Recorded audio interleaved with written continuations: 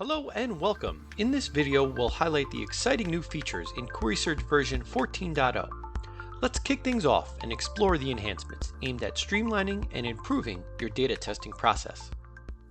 We'll start today with a look at a new and improved way to analyze your query pair results. As with previous versions of QuerySurge, the Design Time Run tab and Scenario Results views provide us with the high-level testing metrics. And if we would like to drill down into those results, we can open up the Results View window, where all of the source and target data is available, along with the failures discovered in the Failures tab. In QuerySurge 14.0, you'll now notice a new Results Analytics tab, which will make it easier to identify and pinpoint problematic areas within your query pair's result set. Results Analytics provides insights into the outcome metrics of individual query pair executions at the row, cell, and column level. So in this example query pair, we can see that just over 26% of the rows are failing, but if we take a look at the cell metrics, we can see that out of all the data points tested, a little over 2.5% of the cells are failing, while 97% of the cells have passed their testing. In the bottom grid, and also showcased in the chart on the right, we see a columnar representation for our test results. This allows us to quickly and easily pinpoint problematic fields within our result set. Looking through the metrics for this example, I can see that the majority of the failures occur within the payment method, customer name, and country fields. And going back to the Failures tab, we can see why. It appears that a change has been introduced for the payment method ETL process, transforming the cash-on-delivery payment method to the abbreviated COD version.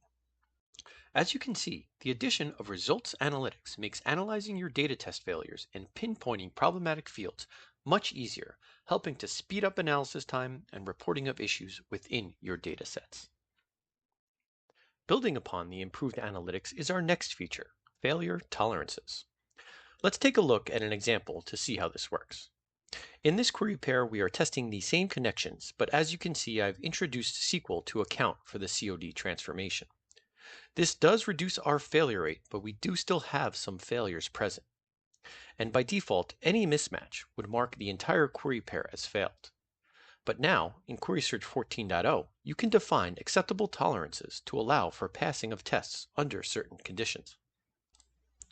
Maybe based on requirements set by stakeholders or known issues that we do not want impacting the overall results, there are now failure tolerance options available in the Properties section of every query pair. So, as an example, if our testing requirement was that 98% of our row comparison should pass, we can set a tolerance value at the row level property of 2%. And as long as no more than 2% of my rows fail, the overall query pair result will be passed. This can be done at the cellular level using percentage or absolute tolerances, as well as at the column level. So if there was a specific field that we wanted to apply these settings to, such as the customer name field, we can set specific tolerances for that field.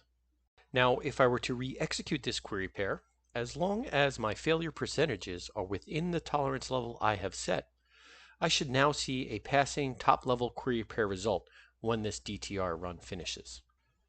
And now you can see that the overall result is passed, though the icon has been updated here to reflect the fact that this is a passing query pair with tolerances set.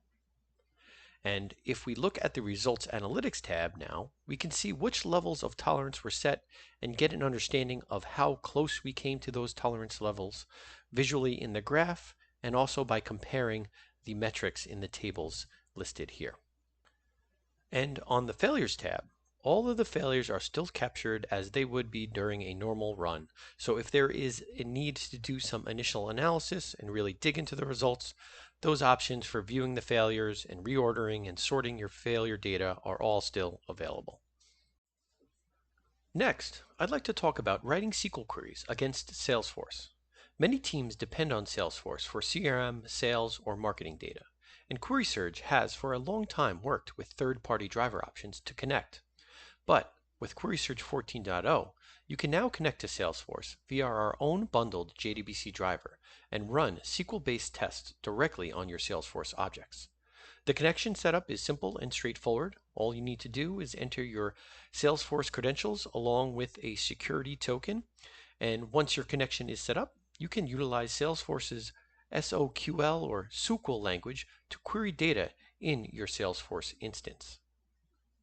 The results from Salesforce are returned the same as any of the other data source connections you may set up, allowing you to compare your Salesforce data against itself or any number of upstream or downstream systems. Thank you for watching this overview of QuerySurge 14.0. We hope these new capabilities help to streamline your data testing process. And these highlights are just a part of the latest release, which also includes import-export enhancements for staging queries, expanded SSO support, improved revision grid history, and much more. For more details or to get started with your upgrade, visit our knowledge base, reach out to our support team, or contact your QuerySurge account representative. Thanks for watching, and thank you for choosing QuerySurge for your data testing needs.